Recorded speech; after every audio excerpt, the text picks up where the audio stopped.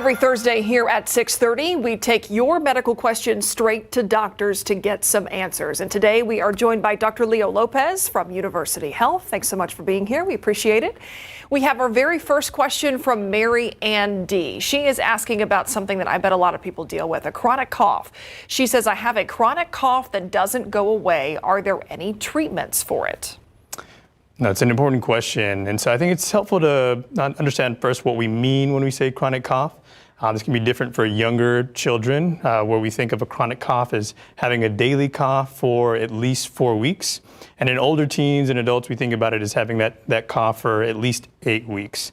And there are different causes of chronic cough, including things like asthma, acid reflux, that sort of thing. So one good first step is to connect with your doctor to try to find some answers. Where could this be coming from? Once you get that evaluation, you can get a personalized care plan as part of the treatment regimen. So I do hope you're feeling better, and those are the first steps that one can take. Yeah, sometimes just process of elimination, going to the doctor to figure out what it's not before what it could be.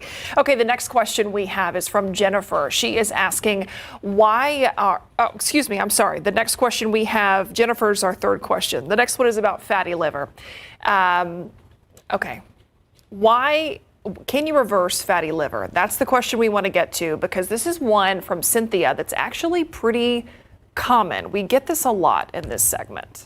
You're exactly right. And it's important for us to recognize how common fatty liver actually is. It's the most common long-term liver disease out there. In fact, it impacts 1 in 4 people around the world. There's a more mild type that can be reversed. And then there's a more severe type that can lead to things like cirrhosis and liver cancer. And it's even important to recognize that this is common in patients that have diabetes. Up to 70% of patients with diabetes can have fatty liver.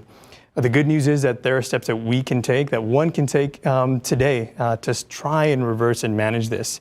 And it's all rooted to weight loss. A good, healthy weight loss, if we can aim to lose about 5 to 7 to 8% of our body weight in the next year, if following a healthy diet and exercise, then we can potentially reverse fatty liver. And when we say fatty liver, I mean, is that pretty literal? Are we talking about the liver just being coated in fat or containing a lot of fat? We can think about it that way. It's related to what we call insulin resistance. So you can think about it as these our body's fats kind of invading the liver and impacting it, potentially scarring it and leading to those really serious conditions.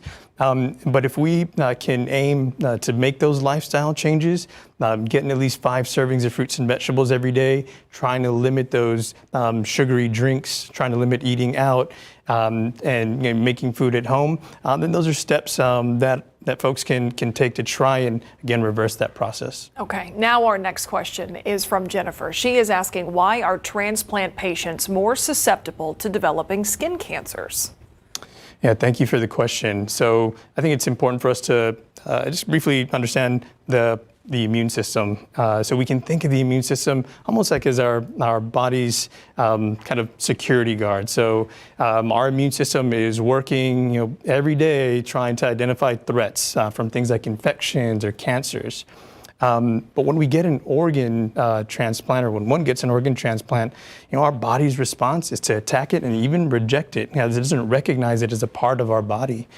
So often these patients who are receiving these transplants will get medications to try and lower that immune response so it doesn't kind of attack and reject and that sort of thing. And the generally kind of accepted reasoning for why we develop or why those patients will develop the skin cancer is through those medications lowering the immune response and increasing our risk of things like infections and cancers, the most common being the skin cancers. Interesting. I had no idea that there was that connection with the transplant. Okay, there was a bit of breaking news last week in the medical world about interventions when it comes to childhood obesity. What are doctors learning? That's right. The U.S. Preventive Services Task Force, or the USPSTF, they released their draft recommendations last week, and that stated that for children with obesity, they should receive intensive counseling to promote healthy eating and exercise starting at age 6. And we know that the obesity epidemic is a crisis. About 1 in 5 children and adolescents suffer from obesity. It's about 14 million kids across the country. So we've got to work together to ensure that communities have resources to promote these interventions so we can overcome this epidemic. I know now's a tough time of year. There's treats and sugar everywhere you look, but changes can always be made, right? Definitely. Dr. Lopez, thanks so much for being here. My pleasure. Thanks for having me. You are one of 2 doctors we have joining us for this segment on Thursdays. It is an opportunity for you, a viewer, to send us your question, and we will take them straight to doctors. So you can submit those at ksat.com. We look at them every day to find out what we're asking on Thursdays. Happy holidays to you. Thank you. You as well. Keep up to date with all of San Antonio's top news, weather, and so much more by clicking the like and subscribe buttons below. And once again, thanks for watching KSAT.